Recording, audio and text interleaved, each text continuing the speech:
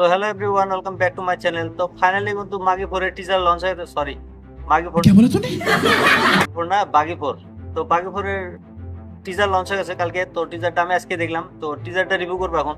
তো টিজারটা তোমার হলো প্রথমে কিন্তু পুরো ইমোশনাল দেখায়, তারপরে যে শুরু হয় বাপরে কাটাকাটি, কে কার হাত কাটতেছে, কেউ মাথা কাটতেছে, কেউ গলা কাটতেছে, মানে ধুলামাটি অন্ধকার, কে কার কুন্দা কাটতেছে বোঝাই যাইতেছে না। তো টিজারটাতে অ্যাকশন সিন গুলা কিন্তু সব আমার মনে হয় এটা কবে কবে টিজারটা দেখে আমার মনে হলো কি যে এটা আমি অ্যানিমেল 2 এর আমি টিজার দেখতেছি। তো টিজারের ভিতরে বহুত কিছু কিন্তু অ্যানিমেলের সাথে মিল আছে, কারণ এই যে টিজারের ভিতরে তোমার হলো অ্যাকশন সিনের ভিতরে যে একটা পাঞ্জাবি গান ছিল, তো এই টিজারে বন্ধু ওরকম একটা টিজারের ভিতরে মানে পাঞ্জাবি গান ঢুকাই দিছে, তারপরে যে কাটাকাটি আরম্ভ হয়েছে। তারপর আরেকটা সিন আছে মাস্ক পিন্ধা নিয়ে ভিলেনের সাথে মারপিট। তো এটাও একটা কিন্তু কপি কপি লাগে। তো টিজারটা দেখার পর ভাবলাম যে টিজারের ভিতরে নতুন কিছুই নাই, এই টিজারের ভিতরে কোনো জায়গায় না কোনো জায়গা থেকে অল্প কপি করছেই, পুরা যে একদম সেটা না। তো টিজারটার ভিতরে তোমার হলো অ্যাকশন সিন গুলো কেমন ছিল সেটা বলি। তো টিজারের ভিতরে যেভাবে অ্যাকশন সিন গুলো দেখাচ্ছে মানে মারাত্মক, মানে খালি রক্তই রক্ত এরকম ভাবে অ্যাকশন সিন গুলো দেখাচ্ছে। তাকে সেটা এই মুখের ভিতরে রড নিয়ে যে এবার ঢুকাই দিল, তো এই সিনটা কিন্তু মজা ছিল। তার উপরে একটা সিন আছে যে মানে ঘরের ভিতরে ঢুকে কয় ঘরে ঘন্টি বাজাবো না ঘরে ডাইরেক্ট ঢুকে যাবো, এই সিনটা কিন্তু মজা ছিল।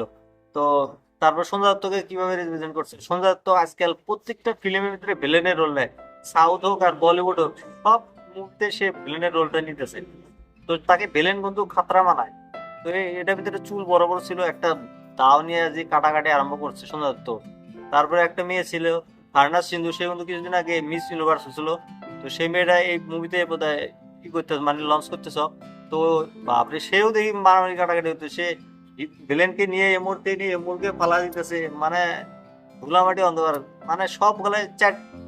তোমার হলো দুটাই হিরোইন আছে, দুটাই হিরোইনই মারামারি করতেছে, এমরে হিরো দুইটা মারামারি করতেছে, কে কাক মারতেছে বোঝাই যাচ্ছে না। তো মুভিটার প্রডিউসার হলো সাজিদ নাডওয়াল। সাজিদ নাডওয়াল কিছুদিন আগে হাউসফুল 5 মুভি আসছিল, হাউসফুল 5 মুভিটা কিন্তু একদম ফ্লপ হয়ে গেছে, ডিজাস্টার মুভি হয়ে গেছে, কারণ তার মানে সে যে রাইটারে, তার রাইটারে কিন্তু এখন জোর নাই।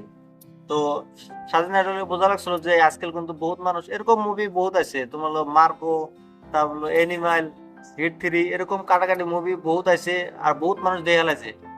তো এরা বলিউড ভাবছে যে এরকম মুভি বানালে চলবো, কারণ তারা কিন্তু অডিয়েন্সেরই জানে না। তো সবকিছু ঠিকই আছে। তো এখন টাইগার শ্রফ তো ফাইট টাইট ভালোই করে, কিন্তু সে অ্যাক্টিং কিভাবে করবো, অ্যাক্টিংটা তার ভালো হওয়া দরকার, কারণ তার 3-4টা মুভি লাস্ট সব গলায় কিন্তু ফলো খাইছে। তো কিছুদিন আগে গণপত মুভি আছে, গণপত মুভি একদিনেই সিনেমা হলে লাগছে, একদিনেই পারা গেছে। তো এরকম চলবে না, টাইগার শ্রফ ভালো অ্যাক্টিং করতে লাগবো, অ্যাকশন গুলো ভালোই করে। সব মিলে এই টিজারটা আমার কাছে ভালো লাগছে, খুব মারপিট আছে, ইমোশনাল আছে, ব্যাকগ্রাউন্ড মিউজিক গুলো ভালো আছে। তো তোমাদের এই টিজারটা কেমন লাগছে তোমরা আমাকে কমেন্ট করে বলে দিও। তো এই মুভিটা তোমার হলো 5 সেপ্টেম্বরে রিলিজ হবো, এখনো বহুত দেরি আছে। তো আশা করি এই মুভিটা ভালো হতে পারে, কারণ এর আগে তোমার বাগি থ্রি বাগি থ্রি যে অবস্থা হয়েছিল, একদম ফালতু রাইটার নিয়ে মুভি বানাইছিল, একদম বেকার হয়েছিল। কিন্তু বাগি 1 বাগি 2 মুভিটা ভালো আসলো, বক্স অফিস কালেকশন ভালো করছিল। তো দেখা যাক কতদূর হয় এই বাগি 4-এর প্রমোশন, মুভিটার প্রমোশন ভালো করতে লাগবো, তাহলে মুভিটা ভালো চলবো। আর তোমরা যদি এরকম মুভির ট্রেলার বা মুভির রিভিউ দেখা পছন্দ করো, তাহলে আমার এই চ্যানেলটা সাবস্ক্রাইব করে দিও, কারণ আমি এই চ্যানেলে সবসময় মুভির ট্রেলারের রিভিউ করে থাকি। তো বাই।